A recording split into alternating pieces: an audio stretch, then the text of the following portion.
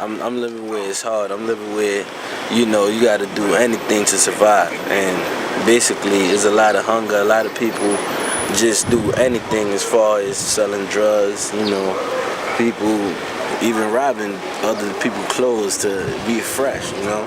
And I listen to the beat and I hear the melodies and I just come up with, I write stories of my life, you know, write stories about what's going on in my neighborhood. My neighborhood actually inspired me with my music. When I get my inspiration before I write a song, I think about everything that's going on around where I live. I think about just all my experiences. I just dwell on that, and that's how I write my music. When I hear a rap beat, I go with that and it goes together.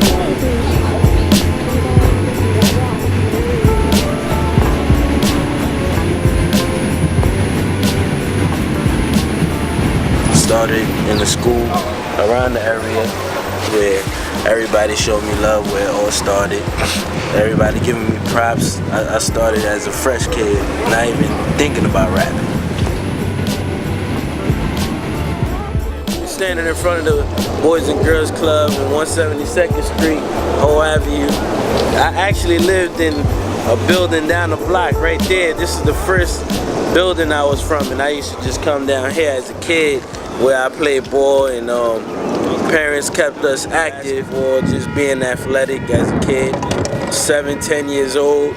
This is where I was at, right here, getting guidance and basically being a kid.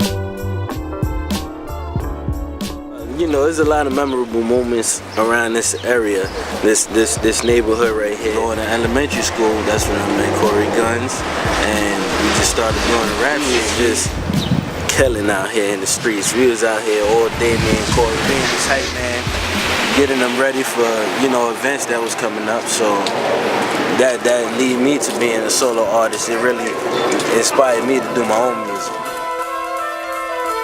What inspired me to do hip-hop, listening to Nas, Jay-Z, you know, Biggie, Tupac. That's all I heard in my house.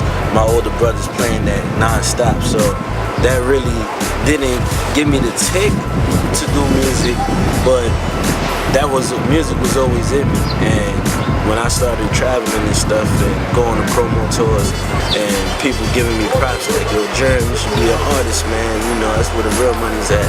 That's when I started to do music. I know Jerm for quite a while now, you know. Been doing music for a long time. We grew up together, you know, all the way from elementary to high school. As time progressed and went by, I kept hearing material, hearing music, more music, and then I was like, oh, all right, Jerm really have something here, you know. So I'm like, cool. I started really getting serious with the music. I said to myself, you know, I want to get real serious, get my life together. Well, I definitely dropped out of school to take this real serious, and money had to start coming in. I said, okay, let me take this music serious and try to do this for real. Now, thinking about his past history, I'm like, he's running with Corey and everything like that. And I jumped to Jersey.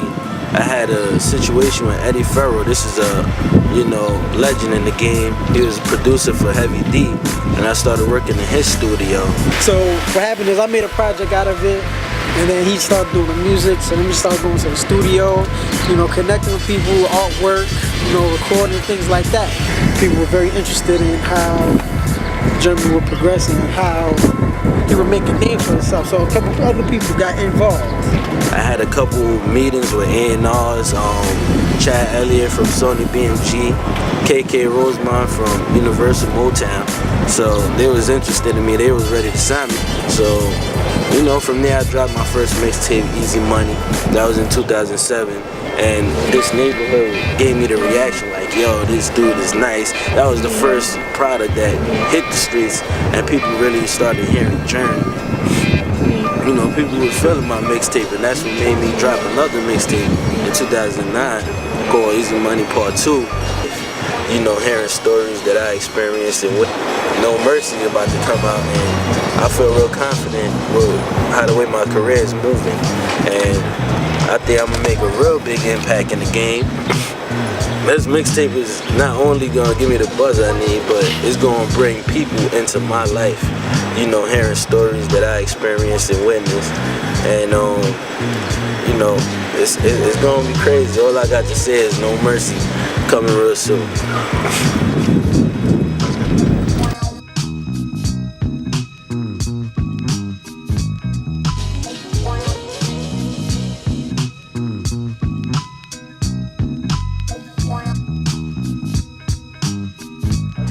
About to go to the studio right now, and about to get things going right now. Definitely do a 16 for y'all. Man, y'all know my days of work. 315 Brown Sugar Recording Studio, so this is what I do every day. When I'm putting it down in the lab, getting the mixes around the mixtape, or just getting ready to perform a show, do my show track here. Welcome to the studio.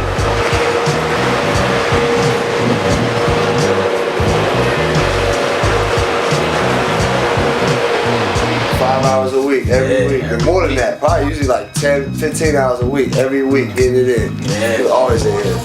Hey, no, man, definitely him right here going hard with me too, making sure everything is tight. Like, yo, if a verse is sounding, a little bit words is not clear, yo, catch that, punch in, you know, just do a full take. So he definitely had me working in here. What up, man?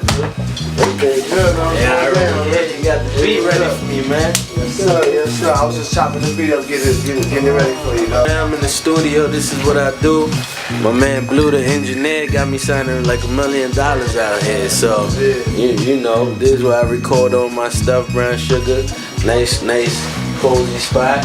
You know, real comfortable for an artist to work in. So, you know, this is the day in the life of Jerm. This is what I do in the lab.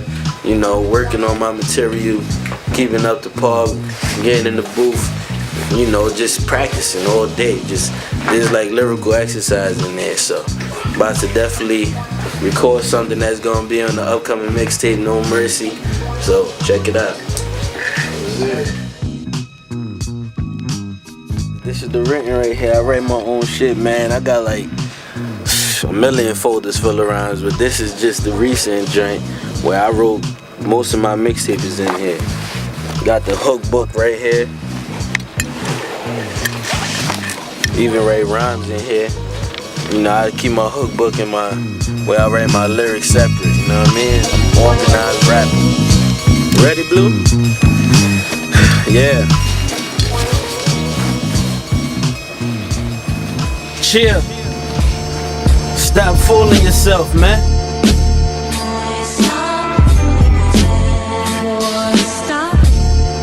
Check. No Mercy, one of the best doing it. They doubt, but I'm proving it. Had a budget before a budget, all marking a scheme, living a dream people wish they could do. At 16 took flights, doing things you see on TV, on MTV. With my partner, dollars and friendship. Still popping collars on my own, fresh, never home. OT for months on the promo tour, back in the hood, my people smoking blunts. I'm getting nookie in the back seat, ski in the telly, then I hit the sheets. Same thing the next day, by the way, I'm from the hood, where it's hard to make it. Tough growing up, it wasn't easy. Selling raw, ducking the law, never got greedy. I chose the mic so I could live good. People dream about it, I just did it, now it's all good. Bronx bombing, No Mercy coming, I do it for the hood. Made a name for myself early. Grew up with grimy knuckleheads, all 730. Telling me crime pays, but chose another way. See on No Mercy, hear my story, how my hustle earning me big money. Yeah. GOODFELLA Media, man, y'all see what I do. Day in the life of Jerm, this is what I do in the booth all day, every day. You know, No Mercy coming your way real soon. Ready for download. It's gonna be crazy. They're about to have 2 MCs from the Bronx that's gonna lift the Bronx up and kind of get them back, because we've been going for a long time. Rest in peace to Big Pun, where he was the last person that held it down in my eyes, that made a big impact, and he was Latino, just like me. So, you know, the Bronx is gonna come back with 2 guys that's trying to just do good for the neighborhood, because we don't got too much over here. And people look at us like role models, like these dudes is doing something, and we give people hope. And I just want to continue doing that.